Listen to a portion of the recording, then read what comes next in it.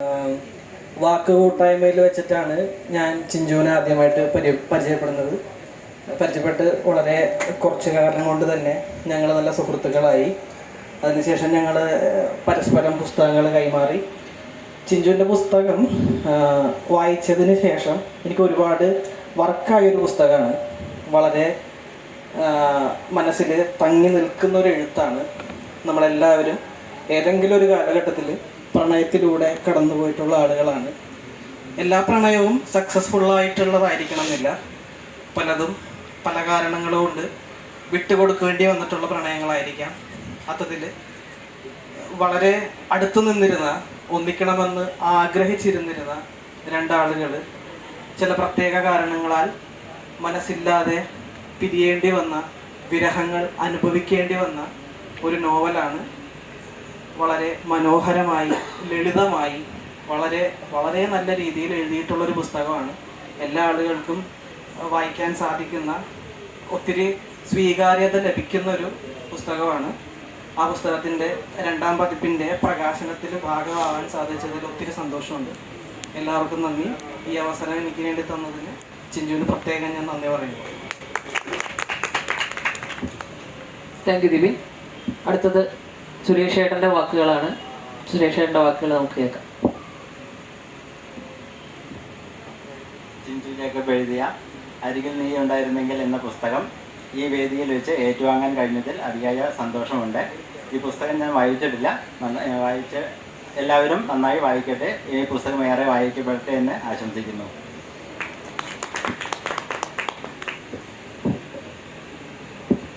Okay, നന്ദി.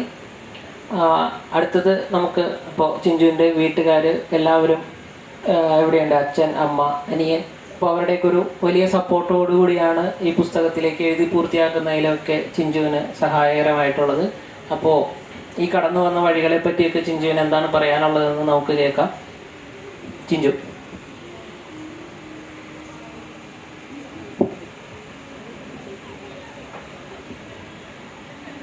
എല്ലാവർക്കും നമസ്കാരം. എൻ്റെ പുസ്തക പ്രകാശന ചടങ്ങിന് എത്തിച്ചേർന്ന എല്ലാവരെയും ആദ്യമേ തന്നെ ഞാൻ സ്വാഗതം ചെയ്യുന്നു.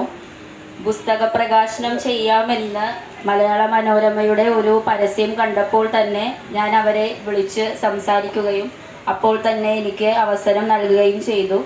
പക്ഷേ അതിനുശേഷം എൻ്റെ ചിന്ത എങ്ങനെ പ്രകാശനം ചെയ്യും എന്നായിരുന്നു. അപ്പോഴാണ് ഞാൻ അംഗമായ വാക്ക് കൂട്ടായ്മയുള്ളപ്പോൾ എന്തിനാണ് പുറത്തുള്ള എഴുത്തുകാരെ തേടി പോകുന്നത് എന്നുള്ളൊരു ചിന്ത വന്നത്. അപ്പോൾ അങ്ങനെയാണ് ആദ്യം ജിൻഷാറിക്കയായിരുന്നു തീരുമാനിച്ചിരുന്നത്. പടച്ചോൻ്റെ ചിത്രപ്രദർശനം, ലൈല കുൽസു തുടങ്ങിയ പുസ്തകങ്ങളുടെ രചയിതാവാണ്. പക്ഷേ ചില കാരണങ്ങളാൽ വന്നുകൊണ്ടിരിക്കുകയാണ്, വരാൻ ഇതുവരെ കഴിഞ്ഞിട്ടില്ല. അപ്പോഴാണ് സുരേഷ് ഏട്ടനും നമ്മളെല്ലാവരും ഒരു അംഗങ്ങൾ പോലെയാണ്. അപ്പോൾ പിന്നെ പറയാനുള്ളത് ഡിബിനാണ്. ഡിബിൻ്റെ ഒരു ചിന്തയാണ്, അതായത് എഴുത്തുകാർക്ക് വേണ്ടി ഒരു സംഘടന എന്നുള്ള ഒരു ചിന്തയിൽ നിന്നുമാണ് വാക്കുണ്ടായത്. അപ്പോൾ ഡിബിനില്ലാതെ ആ പുസ്തക പ്രകാശനം പൂർണ്ണമാകില്ല എന്ന് തോന്നി. പിന്നെ എനിക്ക് അങ്ങനെ അധികം സംസാരിച്ചൊന്നും ശീലമില്ല. പിന്നെ എൻ്റെ എഴുത്ത് ജീവിതത്തെക്കുറിച്ച് പറയുകയാണെങ്കിൽ ചെറുപ്പം തൊട്ടേ എഴുതണം എന്നുള്ള അതിയായ ആഗ്രഹമുണ്ടായിരുന്നു. പക്ഷേ സിനിമാ ഫീൽഡായിരുന്നു സ്വപ്നം, തിരക്കഥാകൃത്ത് ആ ഒരു രീതിയിലായിരുന്നു. പക്ഷേ എൻ്റെ പരിമിതികൾ വെച്ച് എനിക്ക് അവിടെ എത്തിപ്പെടുക എന്നുള്ളത് ബുദ്ധിമുട്ടുള്ള ഒരു കാര്യമായിരുന്നു. അങ്ങനെയാണ് പ്രതിലിപി എന്ന് പറയുന്ന ഒരു പ്ലാറ്റ്ഫോമിനെ കുറിച്ച് അറിയുന്നതും അവിടെ ചെറുകഥകളും നോവലുകളും എഴുതിയത്. അപ്പോൾ അവിടെ നിന്നും കിട്ടിയ ആളുകളുടെ പിന്തുണയാണ് ഒരു പുസ്തകം ഇറക്കുക എന്ന രീതിയിൽ എന്നെ ചിന്തിപ്പിച്ചത്. അതിനു മുമ്പ് ഒരു പുസ്തകം എന്നുള്ളത് ആഗ്രഹമുണ്ടെങ്കിലും പറ്റുമോ എന്നുള്ളൊരു ചിന്തയായിരുന്നു. പക്ഷേ പ്രതിലിപിയിൽ നിന്നും ആളുകൾ തന്ന സപ്പോർട്ട് കൊണ്ട് പുസ്തകം എഴുതി. പക്ഷെ അപ്പോഴും ടെൻഷനുണ്ടായിരുന്നു, കാരണം പുസ്തകം എങ്ങനെയാണ് ആളുകൾ ഏറ്റെടുക്കുന്നതെന്നുള്ളത്. പക്ഷേ നമ്മൾ ഇൻസ്റ്റഗ്രാമും ഫേസ്ബുക്കും ഒക്കെ എടുക്കുമ്പോൾ അറിയാത്ത ആളുകൾ പുസ്തകം വായിച്ചു നല്ലതാണ്, ഹാർട്ട് ടച്ചിങ് എന്നൊക്കെ പറയുമ്പോൾ ഒരു പുതിയ എഴുത്തുകാരി എന്നുള്ള നിലയിൽ ഒത്തിരി സന്തോഷമാകാറുണ്ട്. പിന്നെ അതുപോലെ തന്നെ എഴുത്തുകളിലുള്ള മിസ്റ്റേക്കുകൾ അതൊക്കെ പറഞ്ഞു തരാനായിട്ട് നമുക്ക് വാക്കിൽ തന്നെ ഒത്തിരി അംഗങ്ങളൊക്കെ ഉണ്ട്. അപ്പോൾ ആക്ച്വലി എനിക്ക് എന്ത് പറയണം എന്ന് അറിയില്ല. അതുകൊണ്ട് ഒത്തിരി സന്തോഷം.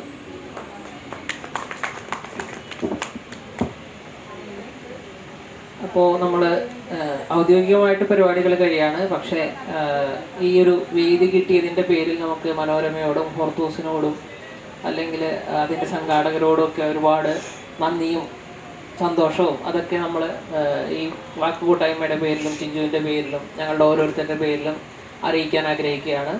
പരിപാടി അവസാനിക്കുന്നതിന് മുമ്പ് ചിഞ്ചു ഒരു ഫോട്ടോ കൂടി ആദ്യം